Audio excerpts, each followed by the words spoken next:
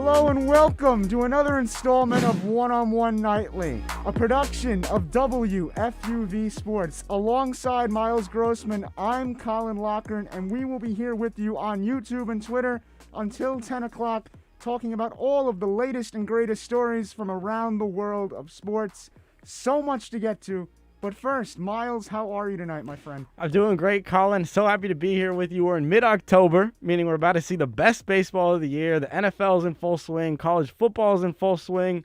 And we're about a week away from the NBA. So much on our agenda tonight.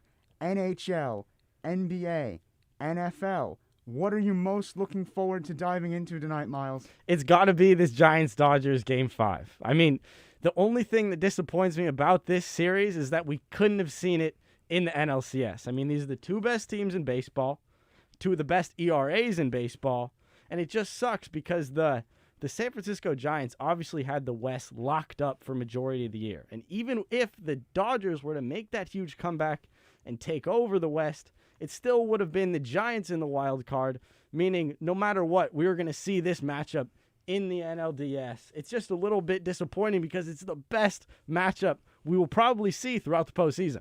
Absolutely. Without further ado, why don't we dive into that Giants-Dodgers series?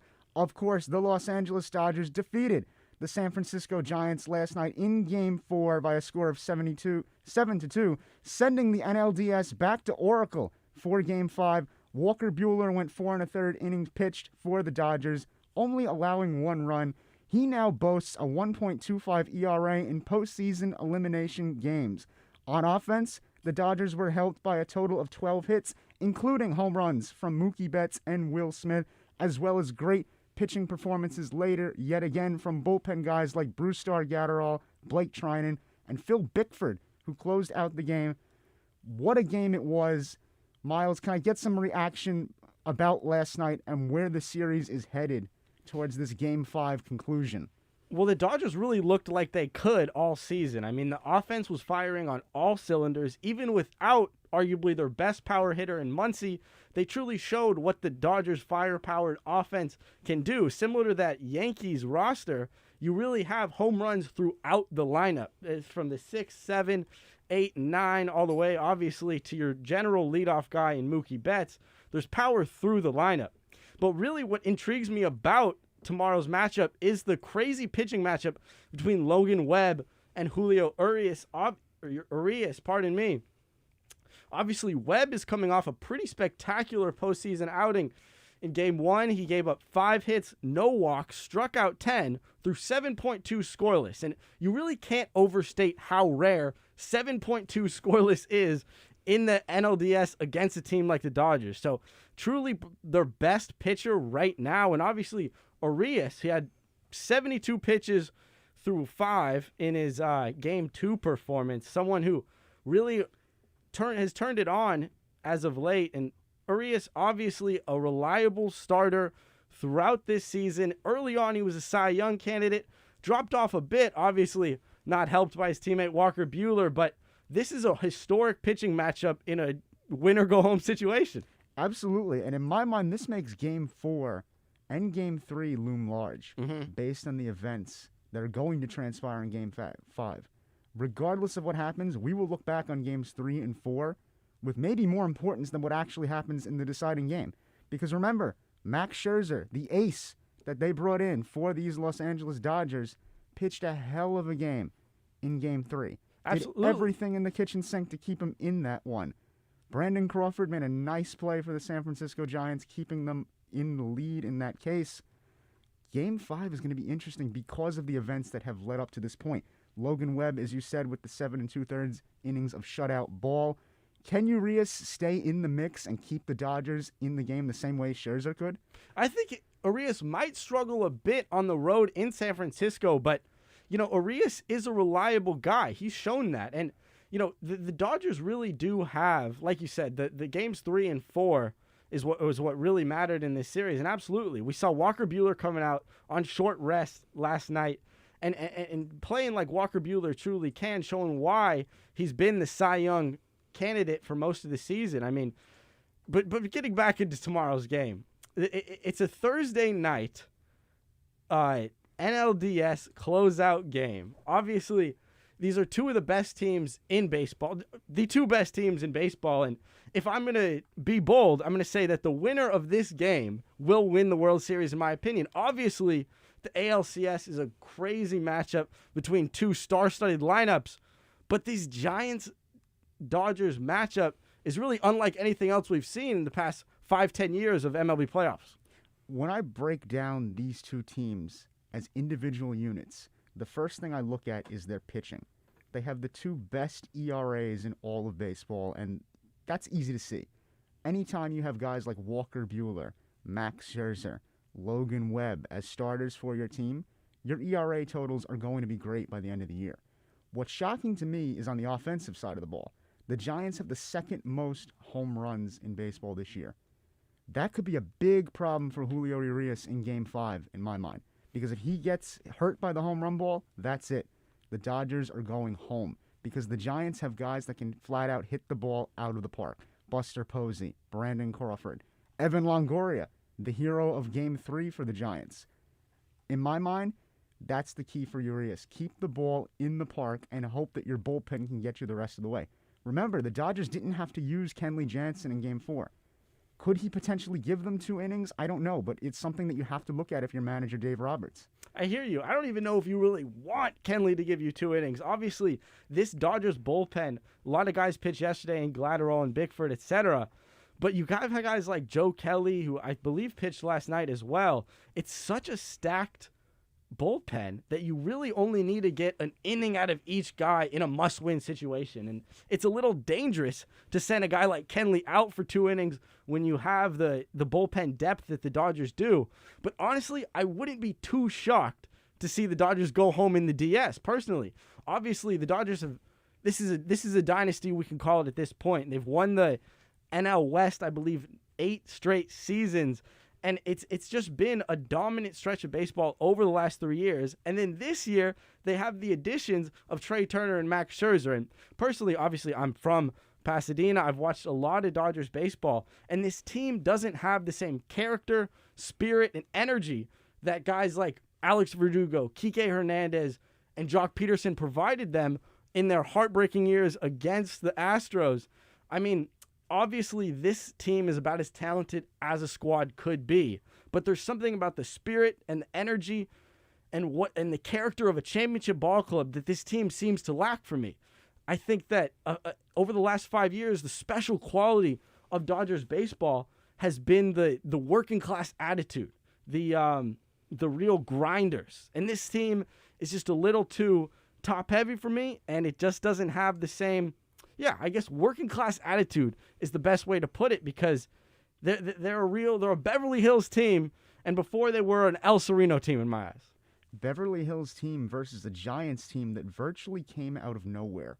I can remember in spring training, people had the Dodgers running away with the West, but in that mix, people also brought up the San Diego Padres. Not necessarily the San Francisco Giants, which is part of what makes them such an incredible story this year, because you knew they had talent. You knew they had guys that could flat out play baseball like Buster Posey, Brandon Belt, Evan Longoria getting older, but still has the ability to be an impact guy. Clearly 13 home runs, 46 RBIs this year, big home run in the playoffs. But nobody knew that they were going to post the numbers they did. Nobody knew that they'd actually end up out-dueling the Giants for the NL West crown by a game. And nobody certainly knew that they would do it with Gabe Kapler as their manager. This is a big Game 5, and in my mind, everything leading up to this point tells the story. It all leads you to what's going to happen next. I hear you. And the biggest surprise to me with this San Francisco Giants team has been the pitching staff. Between Webb, obviously, Webb's been a solid starter over his past 3 seasons.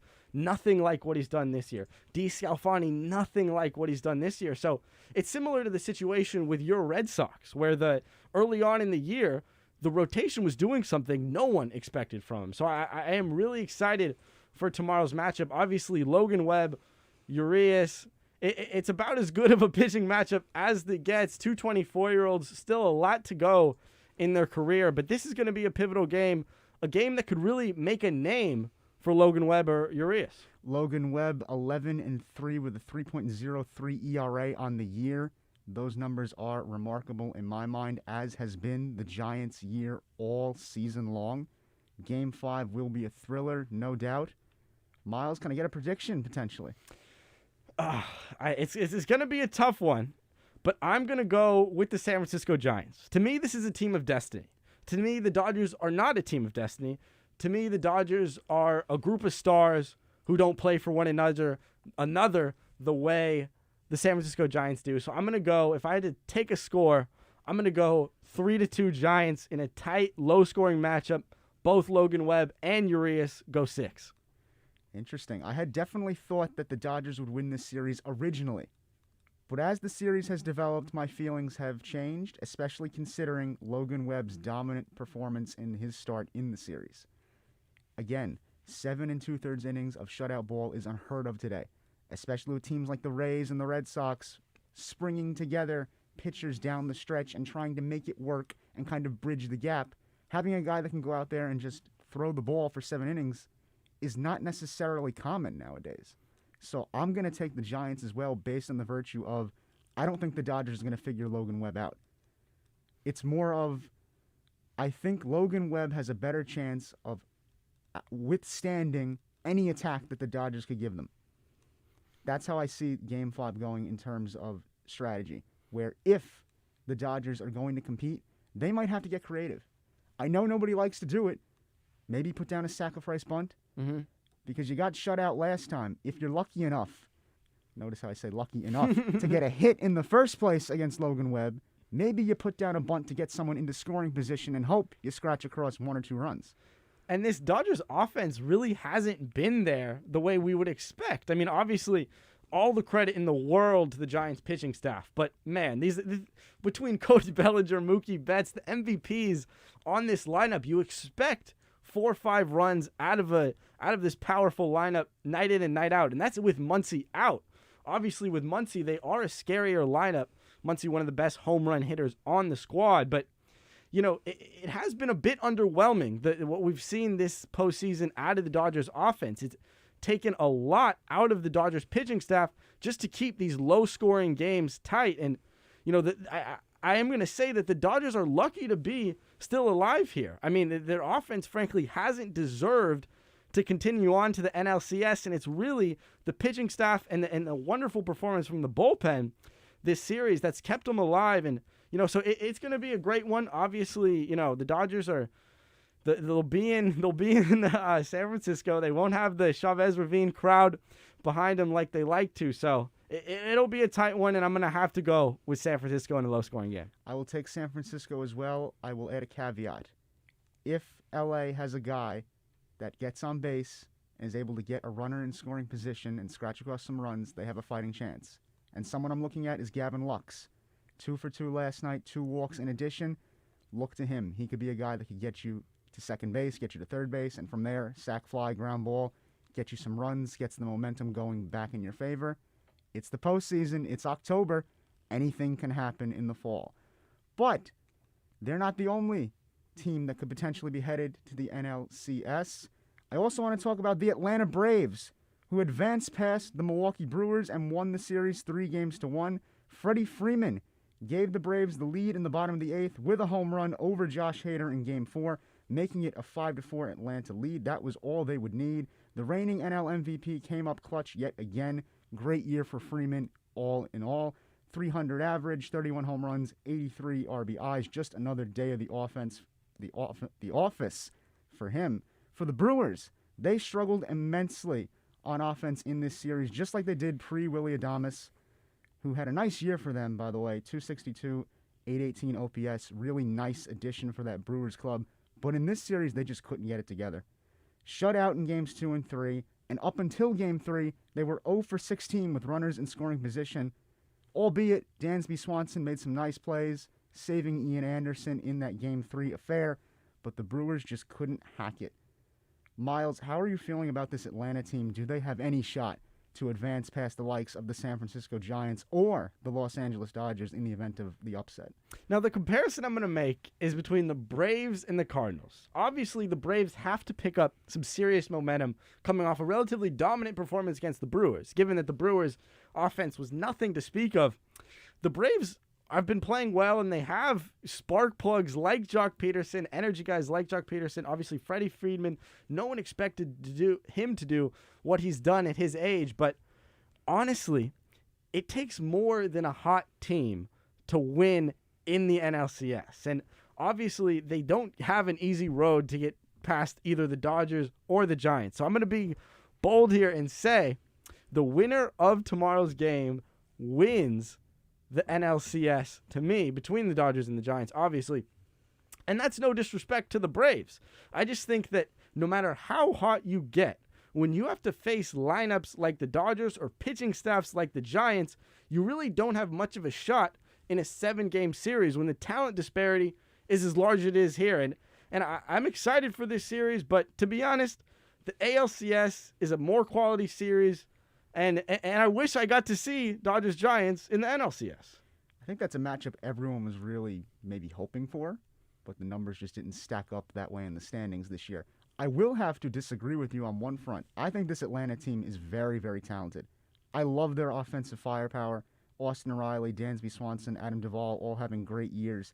The question for me with Atlanta is their pitching. Charlie Morton did have a good year, 14-6, 3.34 ERA. Max Fried actually shut out Milwaukee in his start in this postseason. And back to that Charlie Morton point, I bring him up specifically because when you look at this Atlanta starting rotation, you might bring up Ian Anderson, you might bring up Max Fried. Morton is a guy that's kind of sneaky good and has historically been so. In his days with Houston, in his days with Tampa Bay, he's the guy that when the leaves start to change colors and you get close to October, he becomes one of these great pitchers that can shut you out. And his postseason numbers definitely speak to that. Career 3.34 postseason ERA. I'll take that any day of the week. Now, let's say for a minute that LA advances. You have Scherzer, you have Buehler. That's pretty solid. Mm-hmm. Let's take the opposite. Let's say that San Francisco advances. You have Alex Wood, you have Logan Webb. Both of those teams, as we mentioned earlier, have the top 2 ERAs in baseball this season. Do you see Atlanta's pitching staff as maybe being able to put up a fight against the likes of them? Now, I am a fan of Atlanta's pitching staff, and Max Fried, the Harvard Westlake product near where I grew up, I don't think that he had a particularly amazing year, but he has turned it around here as of late. And obviously, Charlie Morton, few veteran guys are still doing it like him. Charlie Morton is a nasty pitcher in October, and like you said, he's proven it with a 3.3 in the postseason. And he has that veteran presence that you need as a pitcher to succeed this late in the year. You've been here before. The moment is never too big for a guy like Charlie Morton. And it should be, the pitching staff should be able to keep the Braves in this game. But I just don't see that. It would take so many consistent performances out of this Braves lineup to beat teams like the Dodgers and Giants. I don't see it happening.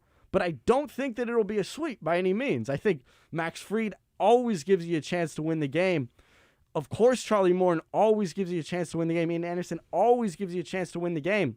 So I think that the Braves do have a chance to take 1 or 2. I'm not going to give them enough to say they have a chance to take the series and take the NL pennant, but it might be an interesting series. Obviously, no matter what happens, the Braves do not have the home field advantage in the NLCS, so they'll be the road team in the games that really count. And I think those West Coast crowds are going to play big for these NL West teams. And honestly, I can't see this series going more than 6, regardless of who wins tomorrow. I would tend to agree with you. I think that the Braves would be able to scratch out a game or 2 against either San Francisco or the Dodgers. I will say this, however. We get caught up in the glitz and the glamour of baseball in the postseason. And it's easy in the summer. When balls are flying out of the ballpark, times are good, everyone's smiling. But when things get tough, you need a good defense behind you as a pitcher. The Braves definitely have that. Austin Riley, Dansby Swanson, Travis d'Arnaud, pretty good catcher as well. These things matter when you're trying to win baseball in October. I cannot stress to you how different I believe postseason baseball is as opposed to the regular season. Mm-hmm. It's the exact reason why I think that the Tampa Bay Rays have historically struggled in the postseason. The game fundamentally changes. Yeah. I think that the defense could be a major factor for Atlanta if they're going to have any fighting chance at all here. Mm-hmm. And like you said, defense can be huge. I remember, obviously, I watch a lot of Dodger baseball. Trey Turner down the stretch when the Giants were looking like the Dodgers, were in reach of the Giants, pardon me. Trey Turner had a very unclutch error down at second base, and when the Dodgers were one game back, they lost and made a 1.5 back, and they had no chance to win the division at that point. And it just goes to show how big defensive errors can be, especially in the 8th and 9th inning. And, like you said, the Dodgers' philosophy has to change a bit in this upcoming series, regardless of what happens. They have to be a little bit scrappier, trying to get that man bunted over and in, because in October, these are going to be generally low-scoring games. Obviously, on the other side in the AL with the White Sox and the Astros, we see a ridiculously high-scoring series, but I don't really know if you'll see that in this NLCS or in the World Series. I think it's going to be some pretty low-scoring matches, so should be interesting. But honestly, I just don't love the Braves here. I think that they're similar to the Cardinals in that they're just not ready yet.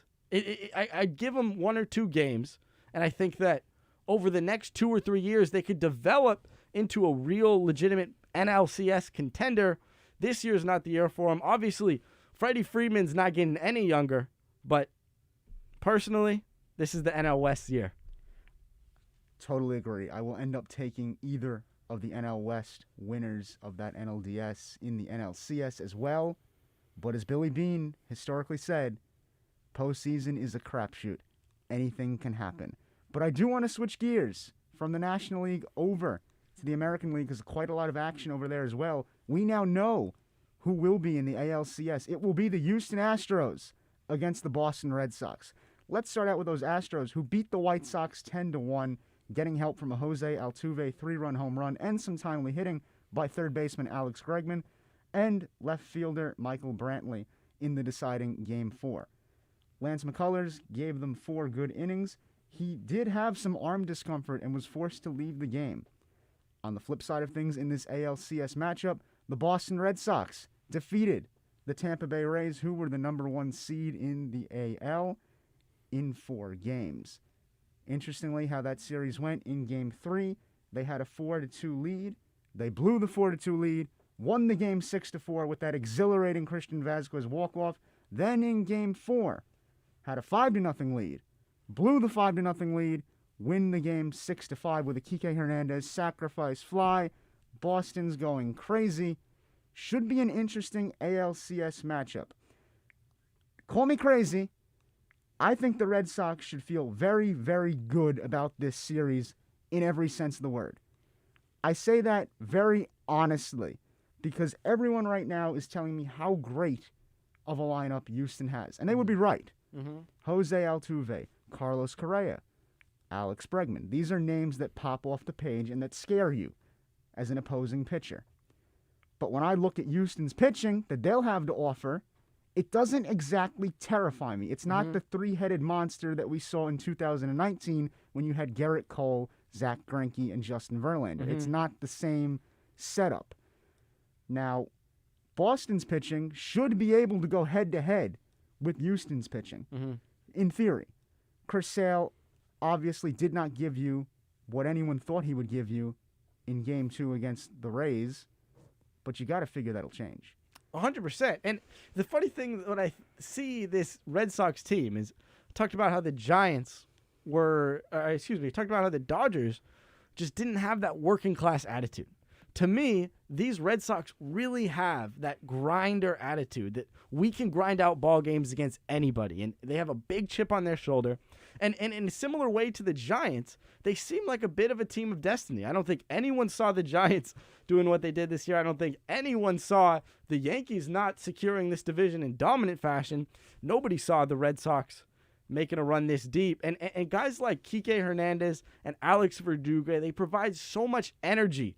I saw this post-game interview Alex Verdugo is telling the press about how in game 1 he looks over, he sees the Rays eating popcorn in the dugout, and that fired them up so much. They were a different team since that, and that's what the Red Sox needed to lock in. And so even though the Astros are obviously one of the scariest teams in baseball behind the Dodgers, in my opinion, it's going to be a tight series. And Boston, and like you said, postseason baseball is different than anything else. And when in postseason baseball, it's about spirit, it's about mojo, and it's about that chip on your shoulder.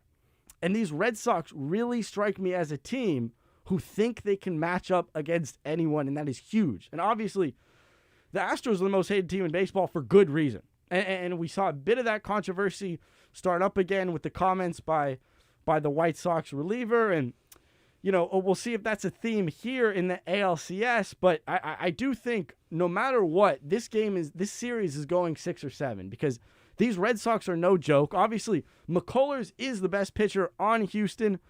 Behind McCullers, there's not too much to speak of that intimidates you, like you said. So we'll see what happens. But I definitely understand why you like the Red Sox here. They're not a team to be messed with in October, and they seem to have something brewing. I will say their offense should be able to hit any starter that Houston throws at them. I'm looking at the starters right now. Framber Valdez had a good year, 11-6, 3.14 ERA. Luis Garcia had a good year, 11-8, 3.30 ERA. But the thing that sticks out to me, these are not names that would jump off the page in October, which matters. Call me crazy again. Chris Sale, horrible game 2. I have every faith that he could come back in Fenway Park or in Houston and pitch 6 innings, pitch 5 innings. Evaldi, someone that I had questions about going into the wild card game against the Yankees. When it was announced that you would have to start Nathan Evaldi in that game by virtue of having pitched Chris Sale prior, many Red Sox fans, many people that follow the team were like, oh, I don't know how that's going to go. But then you remember, the guy has a career 2.11 ERA in the postseason. He shows up consistently. He did it in this series against Tampa. He can do it again. And you mentioned that grinded out work mentality that this team seems to have. To me, that was solidified by Nick Pivetta. When I sat down to watch that 13-inning Greek Odyssey-like game, I did not think that we would be seeing Nick Pivetta. The plan was to have Nick Pivetta start in Game 4 in the event that you won Game 3 at Fenway. Yes. Pivetta comes in, gives you 4 innings, 7 strikeouts of scoreless baseball. He's fired up going off the mound. It's easy to see how this team has really gotten to the city of Boston. They seem like a team of destiny, and in my mind, they should be the favorites. And it bothers me that they might not be getting the respect they deserve in comparison to this Houston team. I hear you. I mean, in my opinion, as a bit of a bettor myself, I wouldn't put them as the favorites. See, Houston with Correa, obviously, you look at him and he's one of the best hitters in baseball year in and year out. And Altuve, he's one of the best hitters in baseball year in and year out. And the same goes for Bregman at third. So it doesn't get much scarier than this Houston lineup, so much so that even with their pitching issues with McCullers coming off a bit of a strain, I don't know if I can say that I expect them to win this series. I think that, to be honest, the Astros, every team that's still alive is special at this point, between the Dodgers, the Giants, the Astros, the Red Sox. And to me, the Braves, you could put them in that category. They are in a bit of a special streak here.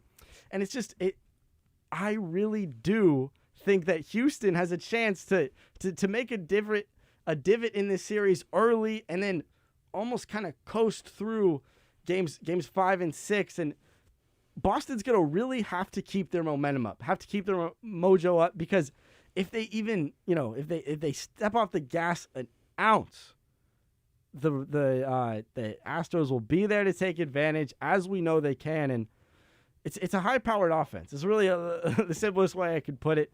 It's going to be hard to shut down this Houston Astros team. We might see a lot of very high-scoring games, and the Red Sox are going to have to score 6, 7, 8 runs in any given game just to get one win. So are we taking Houston in the series, Miles? I have to say, it breaks my heart to say it, but I am. I think that the Houston Astros are about as scary as it gets coming out of the AL, and even with this seemingly team of destiny we have in Boston, I think this is where the road has to end. I will be taking the Boston Red Sox to win this series over the Houston Astros. That should not be a surprise to anybody. But I'll say this much. Everybody talks about the Tampa Bay Rays being a team filled with the island of misfit toys, so to speak. Guys that nobody wanted, guys that people doubted. No. That's the Boston Red Sox. The Rays have people that no one knew existed in the first place. The Red Sox have players that are blatantly disrespected. Yes. Look at Xander Bogaerts. Not many people would label him the best shortstop in baseball, but yet the guy had a great year this year with 23 home runs, 79 RBIs. Rafael Devers, heroic performance in the ALDS, playing through forearm discomfort. Great series for him. Alex Verdugo, ex-Dodger, spark plug guy for the Red Sox this year, coming in clutch for them. Kike Hernandez, big walk-off in Game 4 to solidify a series win, someone that not many people were really thinking to be a big factor. Not many people wanted to sign him in the offseason. No. He comes in, has a great year for Boston, really a surprise year. J.D. Martinez, after a horrible 2020, in which the Red Sox were 24-36, went from worst to first, or just about worst to first. I mean, a little bit better than the Orioles, but that's not saying much. Yeah. Comes back this year, 28 home runs, 99 RBIs. The Red Sox are the team with guys that have been doubted. People knew they were there, but nobody was willing to say that they could beat anybody. Yeah. And for that reason, this might be a team of destiny. I was on one-on-one a few months ago, and I said that this team reminded me of 2013. I think I was wrong. This team is more like 2004. And in 2004, the Red Sox broke an 86-year curse. And that, my friend, is a team of destiny. We are going to take a short break here. When we come back, we will have quasi-NBA highlights and headlines here on One-on-One Nightly, a production of WFUV Sports.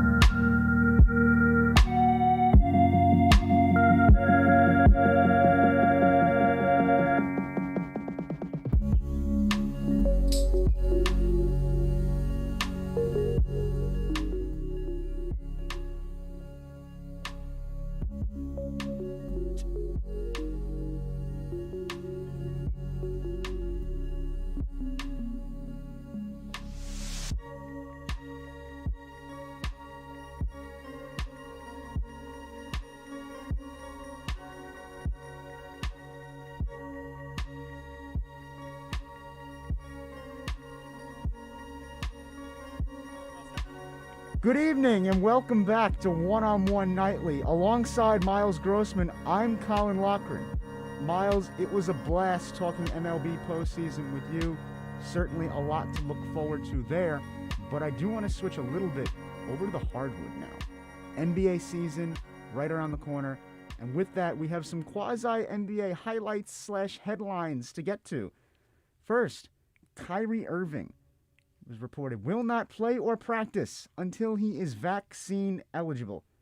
Initially, he said that he didn't get the vaccine because he wanted to be a voice for the unheard. In other words, the people that are losing their jobs and livelihoods because they are not vaccinated.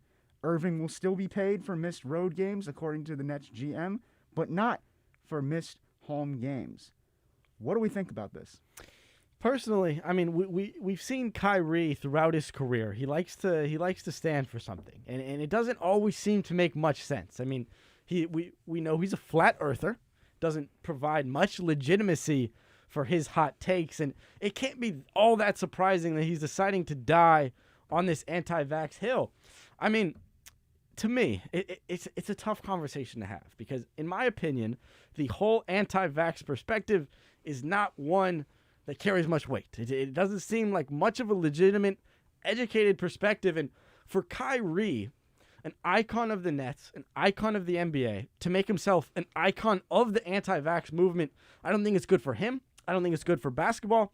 And I definitely don't think it's good for the black community, to be frank, because it doesn't make sense that you would have your star NBA player, an icon of the black community, to take such an ignorant stance and to be so passionate about what seems to be such an ignorant stance to me.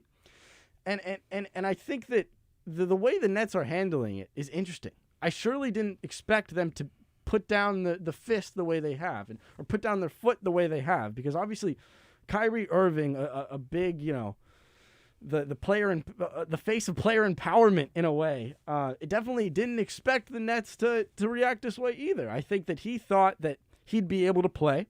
I don't think that he thought that the Nets and Kevin Durant and James Harden would side with the organization the way they have. I saw an interview today. James Harden addressed the media. He said, we kind of had that, what a coach says when they lose their star player, kind of like we got to deal with the guys that are in the locker room, and we're moving forward with the guys that are in the locker room. But he didn't seem like he respected Kyrie Irving's opinion, but I wouldn't say that Kyrie Irving has the backing of the Nets players here, of his peers, which is important because the relationship between the Nets and Kyrie can be very different if the other two star players in James Harden and Kevin Durant were to take more of the Kyrie Irving anti-vax, this is my right stance. Obviously, they're both vaccinated. They both feel that it is a safe decision to get vaccinated, and they don't feel that there's really much to gain by dying on this hill. And I think it's just another episode of the Kyrie Irving saga, and I can't be all that surprised, but at the same time, the Nets are a much worse team without him. And when you have teams like the Lakers who have a legit big three in LeBron, AD, and Westbrook, I think you need a big three coming out of the East to match them with Kyrie. And, he's hurting himself and he's hurting his team a good bit. Gotta love Sean Marks' response to this. I thought it was quite interesting. Almost as if to say, thanks, but no thanks. Sean Marks saying that we respect Kyrie Irving's decision to do what he feels he has to do. Mm-hmm. But at the same time, they don't feel that way. The organization clearly feels that they don't want to have to deal with whatever baggage Kyrie is going to carry into the season because of this vaccine. Mm-hmm. And with good reason. As you said, this Nets team could legitimately compete for a championship, with or without Kyrie. You still have James Harden. You still have Kevin Durant. Joe Harris, someone that could be in the spotlight more now that Kyrie is gone. Mm-hmm. I look at this situation, and it just is a total head-scratcher to me as to why Kyrie is doing it. For his career, he's been quite the contrarian. Mm-hmm. Always taking a stance that goes against the popular school of thought, always doing one thing or another that has media, the fans, and others scratching their heads, which is something we'll be doing a lot of with this situation. One thing I do want to note, he said he wanted to be a voice for the unheard. I'd like to dive further into that and what exactly he means, because he's trying to say that it's not right that people are losing their livelihoods because they are unvaccinated. Now, according to an article from MarketWatch, Kyrie could lose $15 million if he doesn't get vaccinated. I'd like to point out to our audience, that's quite a bit of money. A lot of money, actually. But still, $15 million to Kyrie Irving is different than it is to $15 million to me or you, Miles. Mm-hmm. Someone that chooses not to get vaccinated and loses their job at a minimum wage level is in a far greater predicament than Kyrie Irving. I think it's quite frankly wrong that he's going to try and die on this hill in a righteous sense of the word. Mm-hmm. He could play no games for the rest of his life and still be set. I don't care that he wants to die on this hill. Mm-hmm. It's not his hill to die on. And it's interesting to say that because, obviously Kyrie Irving's someone who he likes to think of himself as a bit of a man of the people, but he looks like anything but almost consistently. And Kyrie Irving, he's been more of a likable character over his history of controversy than this. This doesn't even seem like something that his team backs. I guess obviously his family and the people that he financially supports must be backing him. But you can't see this as a legitimate, likable stance that someone without, who's not a centimillionaire could make this call. And I think that, him being a centimillionaire surely makes him an unrelatable character. And, with everything that's going on in the NBA with the vaccine stance, I don't understand why, you see players who have their anti-vax takes, who will go back to their team and say, you know what, you guys are worth this. Obviously, Andrew Wiggins, he did not want to get vaccinated for the longest time. He turns to the Warriors, he say, this is worth this season with you, and this is worth my career. So it just doesn't seem like a good hill to die on, like we've said so much already. And Kyrie, it seems that he's happy to sit this year out. He's someone who, unlike the all-time greats of Kobe Bryant and Michael Jordan, it seems throughout his career, he has no problem not playing basketball. And that would bother me if I were a big Brooklyn Nets fan. I want my star to play basketball. I want him to need to play basketball. I want him to be so passionate about playing basketball that he will forsake his vaccine takes to play basketball, because that is what he was brought to Brooklyn to do. And he hasn't played that much Brooklyn Nets basketball. And you got to think that between the big threes, the big issue is, how many minutes are you going to get out of your big threes of the Lakers? How many minutes are you going to get out of your big three in the East with these Brooklyn Nets? Obviously, this gives the Lakers a big advantage. Now, it's not really fair to say that there are two teams in the NBA, but these two teams at full strength, you got to think that that's the NBA Finals we're going to see this year. It hasn't been this clear cut since we saw the Warriors Cavs back in the year that LeBron and his Cavaliers came back from down 3-1. So it's just, it really does hurt the Nets, because it seems for them to win the championship, they're going to need a big three. And like you said, Joe Harris could step up. There are a lot of pieces on the Nets that were happy to take Kyrie Irving's reps. But to me, when you're facing a team like Westbrook, obviously, LeBron and AD, you need stars. You need guys like Kevin Durant and James Harden and that third piece. So without that third piece, the Nets are obviously still a highly seeded team in the East, but they're not better than the Lakers, and they're not better than the Bucks without Kyrie, in my opinion. And we saw them unable to make it out of the East last year, and that was because they were not at full strength. And I wouldn't be surprised to see that again this year if Kyrie Irving does refuse to get vaccinated and doesn't play any games. If I were Kyrie Irving's teammate and playing for the Brooklyn Nets, I would be puzzled. You were so close last year to getting to the championship. You are literally health away from defeating Milwaukee, going up against whoever would have come out of the West, albeit it was going to be Phoenix, and you would have probably beaten Phoenix had you all been healthy. Handily, I might add. If I'm his teammate this year, I'm looking at him like, man, what are you doing? Because there's really no logical progression here from, I have concerns about the vaccine, medically or religiously. No, because the answer he chose to give is one that makes no sense. Yeah. I want to be the voice for the people that often could not do what I'm doing. Most people can't say I'm not going to get vaccinated because I feel a certain type of way for somebody else. No, I need to provide for me and my family, is what the average person would say. It's like when a politician chooses to take the subway. Yeah. It's nothing more than a celebrity trying to claim that, oh, I'm just like everybody else. Yeah. I'm going to die on this hill to show you that I understand the strife of the common man. And for that reason, man, oh man, are we going to have a lot to look forward to with this Kyrie Irving saga, because I have a feeling it is far from over. And to me, Kyrie Irving doesn't seem like too sympathetic of a character. Definitely not a sympathetic enough character to be the guy who wants to be the voice of the people. He's never struck that chord to me whatsoever. Kyrie Irving seems like about as privileged as an NBA player could be. He's not the average seventh man, and he sure isn't. I mean, he's an NBA All-Star year in and year out, who's had one of the wealthiest young careers that he could have in his few years. So, I mean, I just don't get it, and I think the whole argument of him saying that he's a voice of the people is completely false. I think that even Kyrie Irving, frankly, knows that that's a little bit of a fraudulent argument. I mean, it just doesn't seem like too believable. If I'm being real, I understand if he's skeptical of the vaccine. As a black man in America, you would have a different attitude towards your government, towards everything, and I get that I can't fairly comment on what it would be like to have his life and his experiences.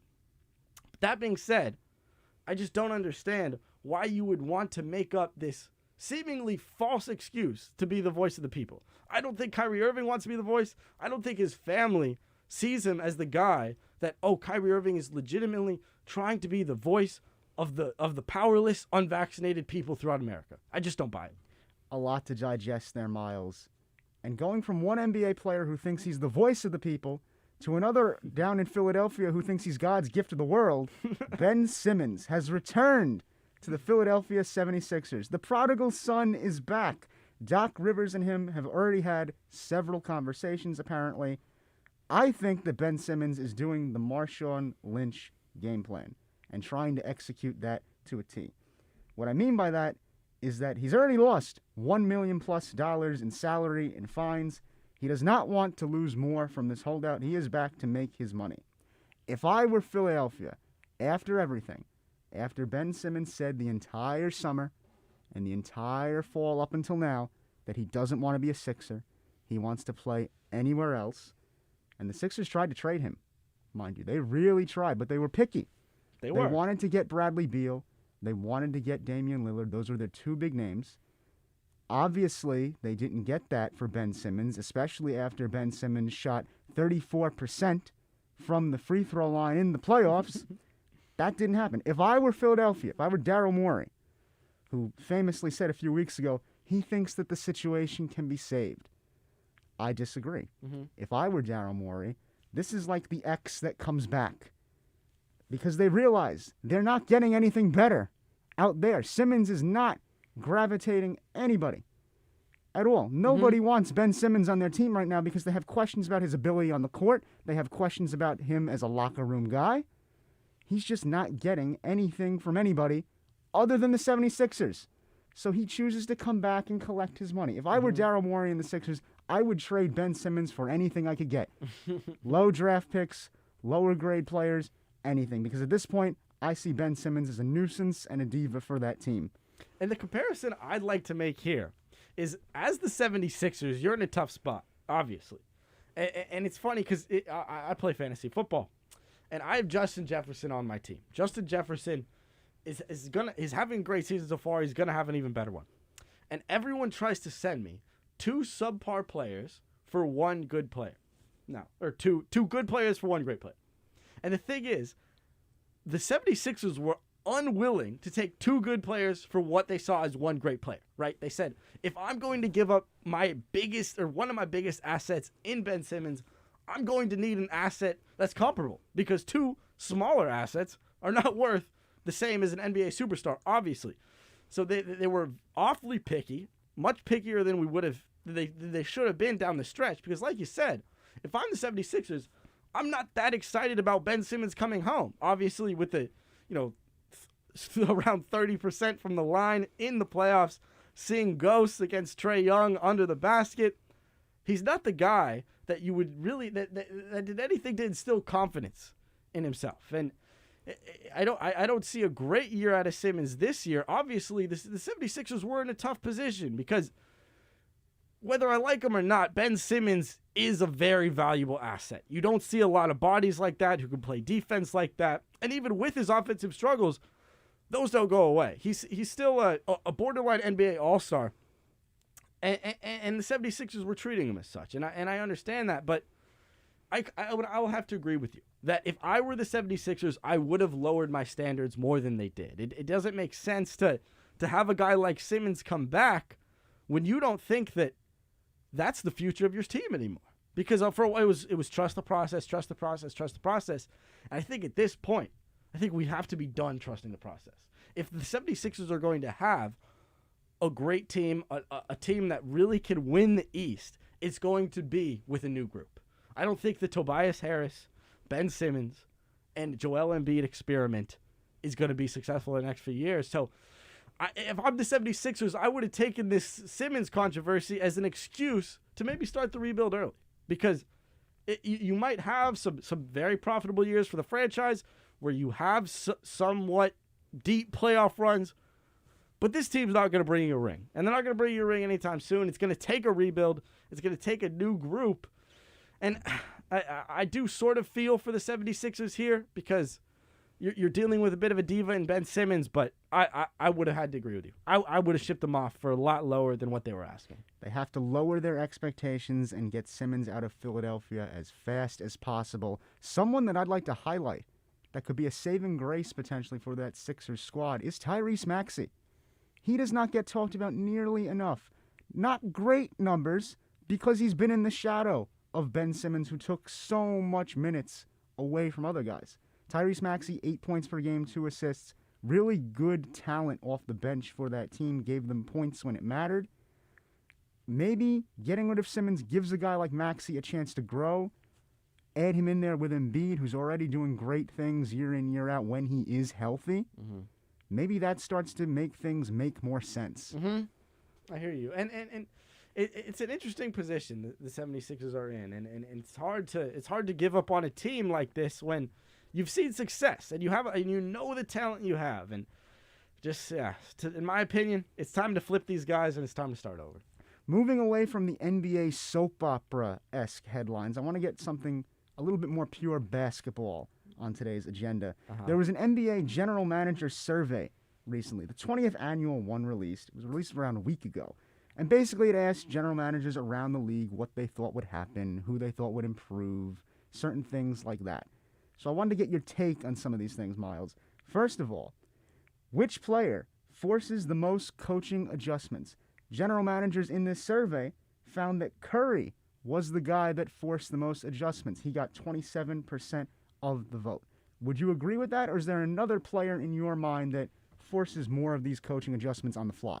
I like this answer. The 1 and 2 here are Steph Curry and Kevin Durant, racking up 27% of the votes and 20% of the votes respectively.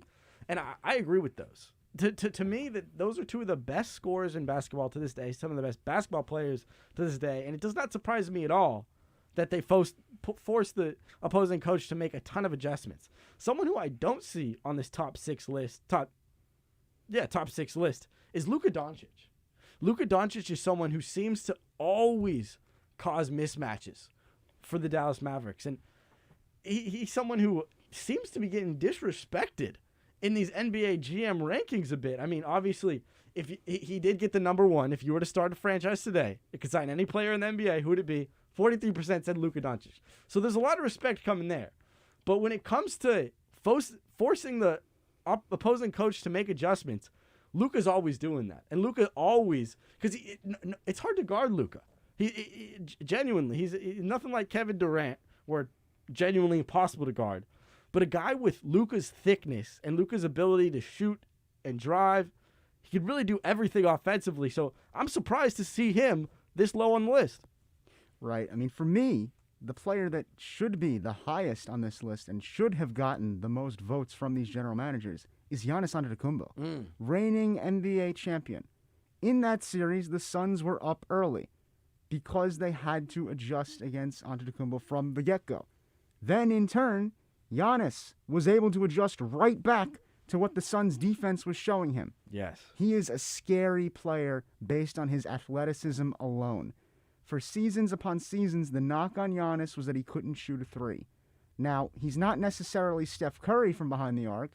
I don't think he'll ever be that, but he has the ability to spot up on you. Mm-hmm. He can nail a three. And when all else fails, he can drive down to the hoop with the best of them. And that's a scary ability because what it forces is for defenses to form a wall. We saw the Suns try and do that consistently in the finals. Mm-hmm. It didn't work so well for them as the Bucks were able to take home the championship. I don't understand how Giannis isn't higher on this list. Yeah, that's a good point. And there are a lot of things that stand out as a little off to me. And the first one is which player is most likely to have a breakout season.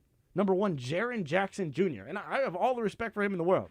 But 17% of the GM saying that he will have the breakout season in the 2021-2022 season is a little silly to me because there's so many guys who are honestly more special. I mean, Kevin Porter last year obviously had some off-the-court issues.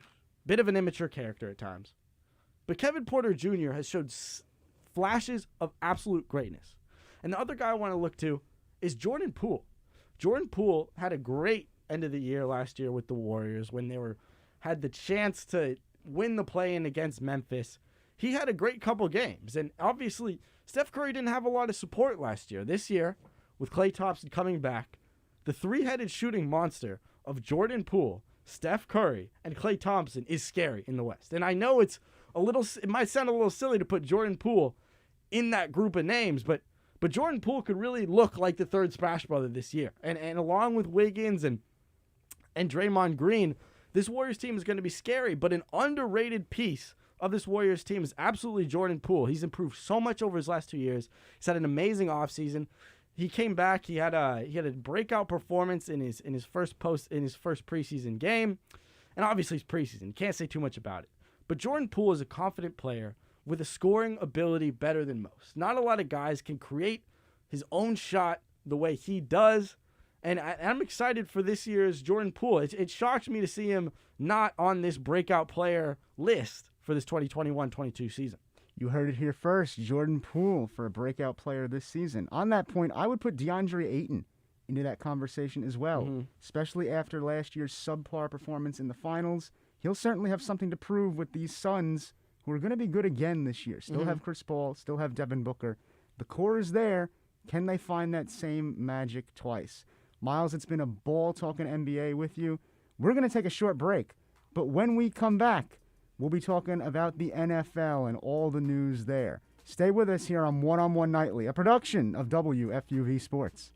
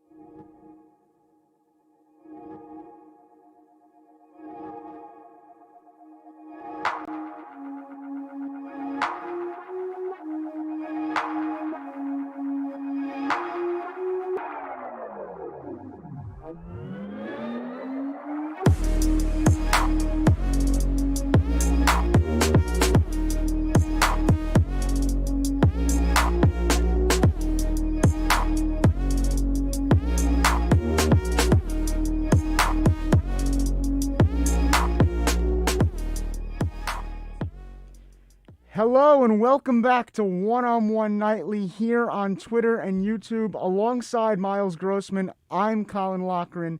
Miles, certainly a lot to look forward to with the NBA coming to us in a few days. But we are in the midst of a jam-packed NFL season with a lot going on. Man, oh man, has it been great to watch. But unfortunately, some things off the field have kind of dampened the mood of the things that have happened on the field, and is with a heavy heart we start there. Recently, head coach of the Las Vegas Raiders, John Gruden, resigned after it was basically ousted that he had sent homophobic and misogynistic emails. These emails were discovered by the New York Times, and the reports about the emails had followed a prior report that said Gruden had made racist comments about a union leader. The emails bashed female referees, the drafting of gay players, and players that had protested during the national anthem. Miles, I think this goes without saying, but this is not the type of culture that the NFL wants to build. Gruden's actions are inexcusable in every sense of the word. It was right for him to resign. He does not deserve to coach an NFL team. It was right that the Buccaneers had removed him from their Ring of Honor. And quite frankly, I'm still a little bit shocked that this is the type of personality we were dealing with all of this time. Even through his time working for ESPN as this kind of lighthearted personality, it's very hurtful to see that this is what Josh Gruden really thinks in one way or another. Now, it is really bothersome because these are some disgusting words, something you don't... something that's just hard to listen to regardless of whose mouth it comes out of. And I think that John Gruden always had this football guy persona, right? This rough and tumble, ignorant, uneducated guy. But this is so far beyond that. This is hateful. John Gruden seems to have exposed himself as a hateful individual. And to be honest, that being said, it doesn't seem that the Raiders were run with a culture of discrimination. I don't think that in the locker room and just around the facility that he was seen as a hateful, disgusting character that he seems in this email. I think that even how bad his words were, I don't think that it affected how he treated his players all that much. Obviously, I could never really know. But it doesn't seem that the Raiders have had the beef with him that you would assume they would. I guess my point is he seemed to keep this private from his players. And that's an interesting point because usually when a guy says words like this is part of his personality. And this is part of his attitude throughout his work, day-to-day life. So I think it's interesting that the way he got exposed. I mean, I think that what's really true is that we're far from done with the emails that are going to come out of this Washington situation because obviously this was not what Washington was originally, or what was originally being searched for in these Washington emails. And I have no doubt in my mind, there's a lot of ignorance and a lot of hateful things that come out of plenty of NFL front office guys as well as head coaches. So this should be a fun year. As for, you know, the culture of the NFL, that we might be able to get rid of some of the guys that we wouldn't have known that we needed to get rid of. So it's a bit of a new chapter for the NFL. Obviously, I don't have much sympathy for John Gruden. I don't have really sympathy for anyone who says these words. But I think an interesting point of it is that I don't think that he'll let these words and this attitude affect the Raiders that much. I think even though he hasn't been all that successful of a head coach, I don't think that this was why. You said it earlier. It's been a great year for the NFL on the field. So many great storylines, so much action. And I think that's what makes this all the more hurtful to realize now in retrospect that this is the type of man we're dealing with.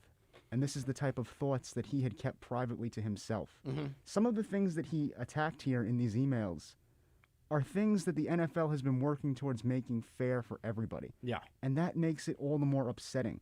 Female referees, drafting gay players like Michael Sam a few years back, having players protest during national anthems. Lord only knows what he might have said about the vaccine that is allowing players to play without these in and out COVID situations.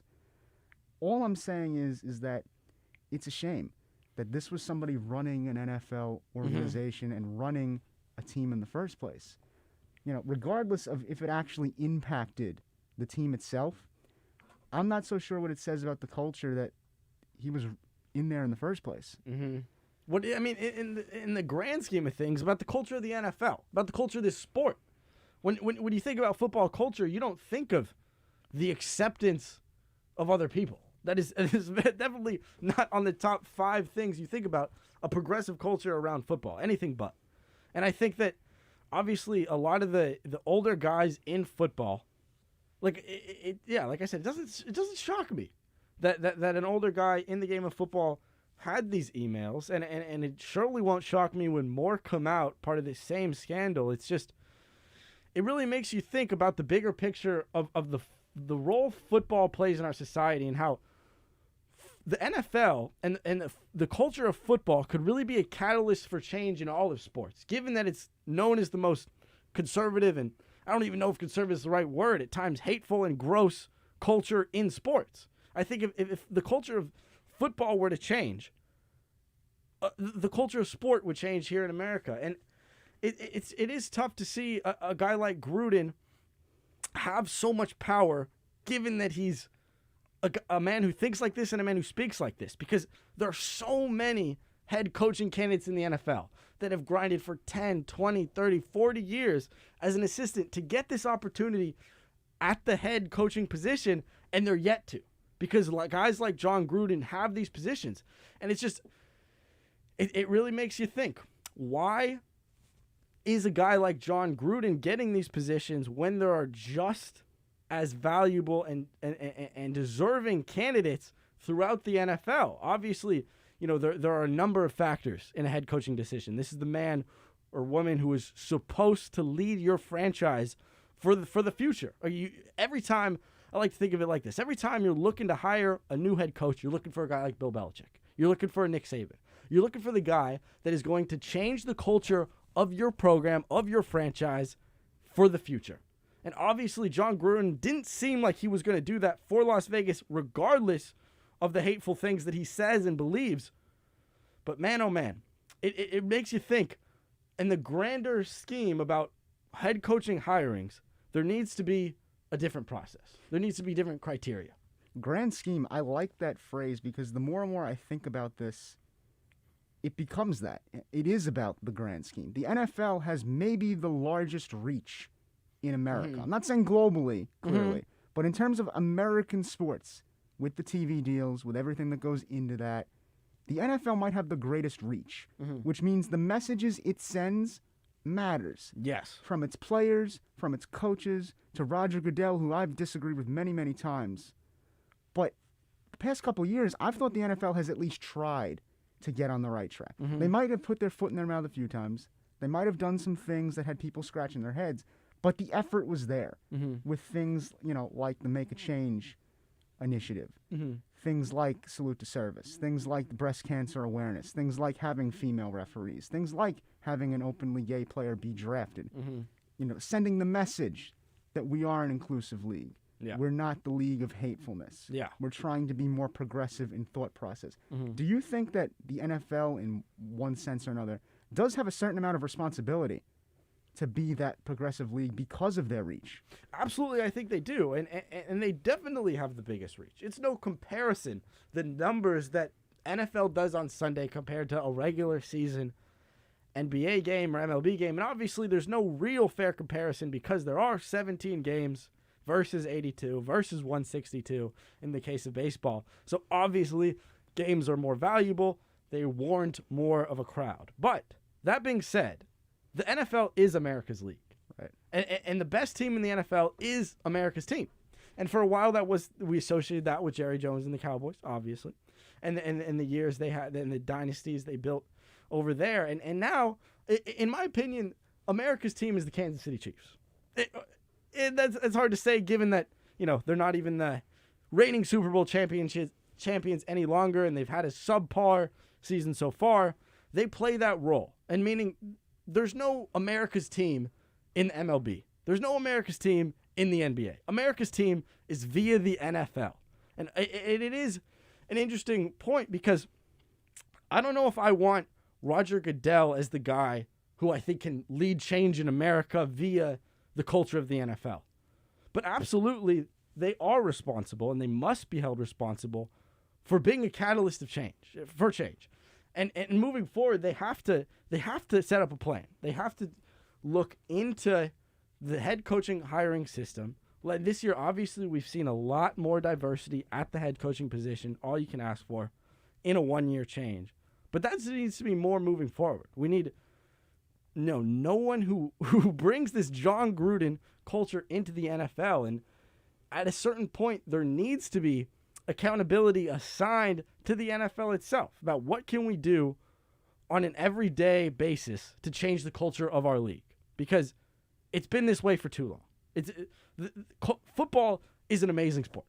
It doesn't need to be that football is inherently gross, hateful, exclusive. It doesn't need to be like that. Football is obviously the most masculine game there is, where it's about physical domination in every sort of the word, but it doesn't need to include the hate, the culture of hate, the culture of discrimination, the culture of sexism, the culture of racism. All of these things need to be out of the NFL, and the NFL is the only one who can do something about it. It needs to start at the top with the culture change throughout the front offices. And obviously, I don't think that amongst the players, the culture is not one of hate. But amongst the powerful members of the NFL, I wouldn't say that it is a progressive, inclusive, or positive spirit coming out of these front offices. Well said, Miles. The NFL, about as American as apple pie. They could be the best catalyst for change, and to do that, they're going to have to start peeling back the layers of situations like the one we're seeing with John Gruden and getting to the root of the problem. But to shift to a bit of a lighter-hearted NFL subject, here in New York, the New York Giants lost 44-20 last week at Big D. They will face the Rams in L.A. this Sunday, which is no treat, with Matthew Stafford and Cooper Kupp. Daniel Jones knocked out of that game against Dallas with a concussion. Saquon Barkley also dealing with an ankle injury there. What's going on with the Giants? And Jones' injury broke my heart this past weekend because Daniel Jones was someone I've honestly hated on a lot throughout his career. The comparison I made when he was coming out of Duke was Jared Goff, about how Jared Goff never really led the Cal Bears to any sort of success. Daniel Jones never really led the Duke Blue Devils to any type of success. Yet quarterback scouts saw him and said, this guy has it. This guy has the NFL gene, the poise of an NFL quarterback. We are going to take him early. And it's just interesting because he was really turning it around. In the past 3 years, he had the turnover bug. And this year, he wasn't the reason the Giants were losing football games. And when I saw him stumble in Dallas, it broke my heart because you knew he was going to spend a few weeks off, and with the combination of Saquon out, the Giants' future is bleak this season, obviously. Even with guys like Tony, being some of the most athletic players in the NFL, have a great receiving core, etc. With Saquon out, with Daniel Jones sidelined at least a week or two, the Giants don't have a shot at the playoffs this year. And then it seems to me that Daniel Jones will end up taking some of the blame for that, because he's now this is his third season, about the time in a quarterback's career where you expect them to be the guy and start to make changes and lead your football team to wins. He's not doing it this year. And it's hard to blame him. And I felt bad because I've hated on him so much. I was excited to see what he could do, but I just don't see it. And the comparison that I also want to make is that I blamed Sam Darnold on the Jets. And I think that I was too quick to blame Daniel Jones on the Giants, because I think if Daniel Jones were to get a new start with a new team, new coaching staff, new franchise, the way Sam Darnold has in Carolina, we would see a completely different trajectory for Daniel Jones' career. See, I don't think you could blame Daniel Jones at all this year. Coming into the year, everybody and their mother said this was a make-or-break year for Daniel Jones and the Giants, especially after last year, where as the season progressed, the defense got better. Things started. You challenged for a playoff spot in a weak NFC East division. Flash forward to this season, Daniel Jones is playing good football. 4 touchdowns, only 1 interception, couple of fumbles, nothing really tragic. completed 64.3% of his passes. That's kind of what you're looking for in a Daniel Jones. In my mind, the Giants' true problem comes from their defense, who was atrocious last week against Dallas. They let up 515 yards against Dallas. Was last year a fluke? I'm looking at guys like Leonard Williams, who is not playing good football right now. Not really getting to the quarterback. Perhaps it's that contract getting to his head. I don't know. James Bradbury in the secondary has allowed 301 yards passing already. And Dexter Lawrence, no sacks. He has to step up. This defense has to step up. Mm-hmm. This is what I've been saying the whole time. For Daniel Jones, this year has been better than even I could have hoped. Especially considering when you drafted Kadarius Toney in that first round, you also made a conscious choice not to draft help on the offensive line, which means that Daniel Jones was going to be more susceptible to fumble the football, Yeah. that he was going to be more susceptible to throw a bad interception or make a bad play. So the fact that he's actually elevated above that to one extent or another is incredible, because if the guy had gotten slammed and gotten thrown around all year up until this point, I couldn't have blamed him because you didn't shore up the offensive line. Now the thing that's letting you down is the defense, which last year was one of your strong points because it consistently got better week over week. And part of that, in my mind, is also on Joe Judge. He came in very early on wanting to be the lunch bucket coach. You know what? We're all going to strap on our helmets, go out there and play a working man's game. Yes. Well, Joe, you're not doing that because this team doesn't know how to win games. Look at that game against Atlanta. Adoree Jackson drops an interception in the end zone. These are mistakes that winning teams don't make. A Bill Belichick coach defense or a Bill Belichick coach team doesn't make that mistake. Winning is habitual. It means week over week, you have a game plan, you execute that game plan, and you do what's necessary to win. And Joe Judge hasn't instilled that culture in my mind. I agree with you. And one of the main reasons that we said this is the year for Daniel Jones and it's time to give up on the Daniel Jones project if he doesn't succeed this year is that wide receiver core. Starting with Toney, obviously. And to be honest, the wide receiver core has not shown out the way we expected to. Obviously, past 2 weeks, we've had these two breakout games from Toney.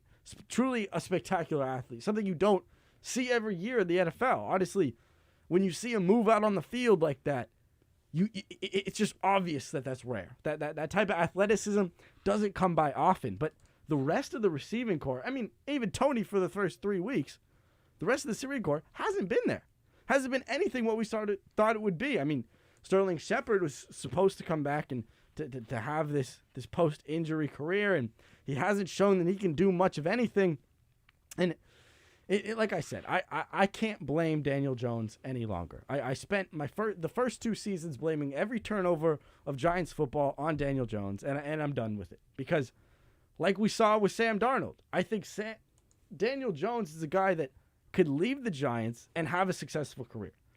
The Giants' past 3 years of being one of the worst teams in football is not on Daniel Jones. Daniel Jones is a talented young quarterback with poise who could very well have a successful career.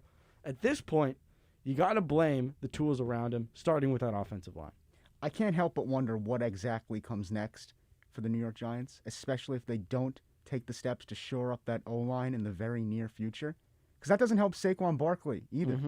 He's injured right now, and he needs a good O-line going forward to be successful because it creates holes for him to run through. It creates space for him to work his magic, which is not going to be what it was when he was coming out of Penn State. The reality is that this is going to be a guy that has been through some injuries now. He's still going to be Saquon Barkley. Don't get me wrong, great player. But he's going to need an offensive line to help him get there, slowly but surely. Then he can work his magic. And on the defensive front, disappointing. So disappointing. You let up 30 points to the Washington football team. They're a good defensive team. Not exactly an offensive juggernaut with Taylor Heineke as your quarterback. No. Miles, what comes next for these Giants? To be honest, I think the next step for the Giants is to focus on their line for the next 3 seasons on both sides of the ball. Because that's where football games are won and lost, in the trenches. And they've lost the battle of the trenches almost every game for the past 3 seasons, and we've seen that. And like with the two skill players of Daniel Jones and Saquon Barkley both being hurt this week, this line is really exposed for what it is, because you're not going to have the superstar skill players to bail you out any longer. This is going to be a Mike Glennon run offense, and with the subpar defense that might, I don't even know what the line is, but I would assume it's in that 17-point range for the Giants-Rams game this Saturday at SoFi, because a Mike Glennon run Giants really exposes the Giants for what they are outside of the skill positions. And what's really, I don't even know what's next. This is a tough question, because it seems like you're at the start of a rebuild when you were supposed to be at the start of a rebuild 3 years ago. So it's hard to say, and the future does look bleak for the Giants this year, following year, and I'd say even the following year after that. A lot to look forward to still. Only October 13th. A long ways to go in this NFL season. We're going to take a quick break. When we come back, we'll conclude our show here on One Nightly and talk an NHL preview for the year ahead. Stick with us.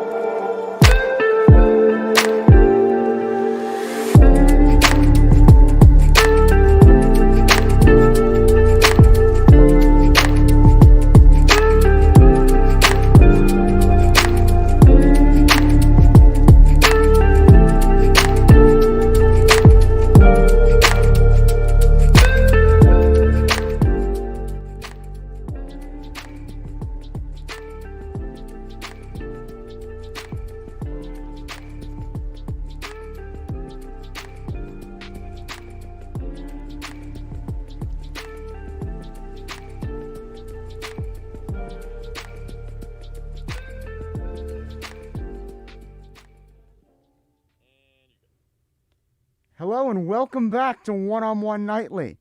Miles, it's been a great show thus far. To wrap matters up, we are going to talk NHL and give a preview of the Rangers and the Islanders, New York's two big teams here. Also, last night, opener for the NHL, the Tampa Bay Lightning. Fans packed into Amalie Arena. They unfortunately could not get the job done. Lost 6-2, had their home opener spoiled by the Pittsburgh Penguins. Tristan Jarry, someone who melted down against the Islanders, Pittsburgh Penguin goalie Tristan Jarry, had a great game against those Lightning, 26 saves. Also last night, the Seattle Kraken, making their NHL debut. They unfortunately lost to Las Vegas Golden Knights 4-3. Still a historic night as Ryan Donato, forward for those Kraken, scored the first goal in franchise regular season history. Just to dive right in for this NHL preview, the New York Rangers have a lot going on this year. New head coach Jared Gallant, a lot of expectations going forward. Mika Zibanejad recently signed to an 8-year, $68 million contract. Young pieces like Alexei Lafreniere, Artemi Panarin, Mika, as I said. Young goalie Igor Shesterkin, .916 save percentage last year, looking to follow that act up this year. What are you feeling about these Rangers? My feeling off the gut is it's going to be tough, because you're adding old pieces like Barclay Goodrow and Ryan Reeves, physical pieces, to young, shifty pieces that are more offensive-minded in philosophy, like Lafreniere. Like you mentioned, it does seem like a bit of a contradiction in philosophy with this Rangers team. Tonight, they got to start out on the road against an Alex Ovechkin-less Washington squad. They're currently down 4-1 in the third period. Not exactly what we expected. I mean, the Washington team without Alex Ovechkin is not necessarily all that scary. And with the Rangers come in with this new GM, new philosophy. They look to get some momentum started here, but looks like they're going to be unable to do it. Big question for me would be, are these new defensive pieces like Reeves and Goodrow going to be an anchor and weigh down the offensive pieces that are present? Mika Zibanejad, great offensive player. Same thing with Artemi Panarin. Jacob Trouba, great offensive defenseman for the Rangers. These guys can flat out score. But are they going to be given an opportunity to do so with a coaching philosophy that is now defense heavy?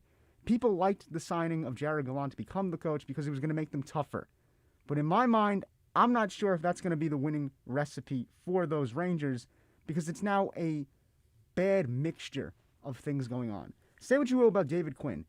He knew very well what he wanted that team to be. He wanted them to be a skill-oriented team that could score at will and outshoot opponents. He never said they were going to be the toughest team on the ice. He just said they were going to be the most skilled team. Now to move over to the NHL's other New York team, the New York Islanders. They'll open their season too as well. Last year, a heartbreaking loss in the conference finals to those Tampa Bay Lightning. In my mind, these Islanders are a playoff team, no doubt. Adding Parise and Chara to the likes of Semyon Varlamov, Matthew Barzal, Josh Bailey, they can only go up from what happened last year with this Barry Trotz squad. The question for me is, can they get past Tampa Bay? And that's going to be a tough situation because you have pieces. You have Bailey. You have Beauvillier. Guys like this that can shoot. Guys like this that can be physical when need be. For me, this comes down to the need for an anchor at goal. They have to make a choice. Last year, they platooned with Semyon Varlamov and Ilya Sorokin. This happened in the Stanley Cup playoffs as well. And in my mind, it became a problem in the playoffs. Think about the Lightning. Part of what makes them so successful is that you have one guy you can count on day in and day out. Now, he didn't play too hot yesterday in the home opener, but when the Stanley Cup playoffs come, Andrei Vasilevsky turns on the Jets. .916 save percentage last year in the playoffs. Great year for Andrei Vasilevsky there. The Islanders need to decide who you're going to go with, Varlamov or Sorokin. And in my mind, it has to be Varlamov going forward. You need that guy that you can send out there consistently and be an anchor for your team. It's the same reason why Henrik Lundqvist was so critical of the Rangers. Because even in the years when Ryan McDonough, Dan Girardi, Ryan Callahan, guys like that couldn't score, Lundqvist was keeping them in playoff games against teams like the Tampa Bay Lightning and Pittsburgh Penguins by virtue of him being such a great goalie. Vasilevsky has that ability. Lundqvist had that ability. A prime Tuukka Rask had that ability. Who knows? And the comparison I'd like to make is running back by committee in the NFL. Something that at times works, you see with the Bills, with Zach Moss and Singletary, but it's not the same. It's not the same for a goalie in the NFL because you want that rock, someone that you can rely on day in and day out. You don't need to switch it up unless it's necessary.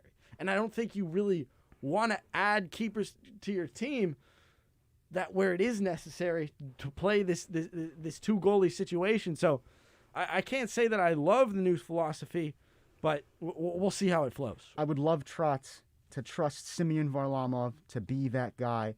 I think that is what could make all the difference for the Islanders, trusting in one guy to get those reps, to lead the team through the trenches. Going to be a fascinating NHL season. I'm looking forward to it. I know you are too, Miles. Unfortunately, that's all the time we have tonight here on One-on-One Nightly, a production of WFUV Sports. If you missed any of today's segments, be sure to check out our WFUV Sports YouTube page where you can find all of today's content and more. Please go there and check us out. The sports director here at WFUV is Bobby Chaffardini. Tonight's producer has been the great Alex Walls. For Miles Grossman, I'm Colin Loughran saying good night, baby. We'll see you next time.